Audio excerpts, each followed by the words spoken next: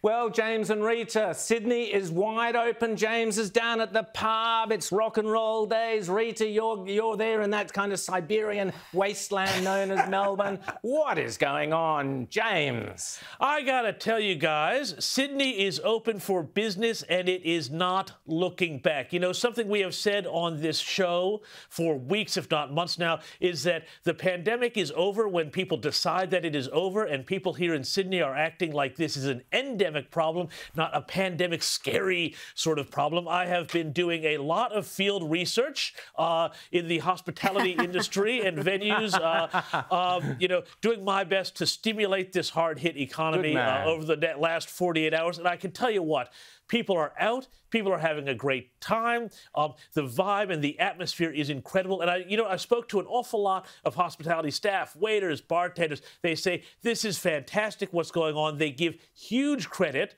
to the Premier Dom Perrottet for his attitude towards really pushing forward to open up. They say, you know, Gladys Berejiklian gets the credit for getting the ball rolling on reopening, but Dom Perrottet, they say, has absolutely just thrown the doors open. We saw this, and we'll talk about it later, you know, with the Borders decision that he made earlier this week as well, and some of the reaction to that. But boy, out there on the streets of Sydney, people are happy, people are having a good time, and people are really taking, I think, you know, the message that we have to live with the virus, and they're just doing exactly that. As we hit very high vaccination rates, doesn't seem to be a lot of fear and terror out there. It's just a great mood. It's a great vibe. We saw it at the races yesterday. We've seen it in the pubs. We've seen it in the restaurants. Sydney is back. So, poor Rita's looking sick there. I'm sorry. Sorry, poor Rita. Rita's looking.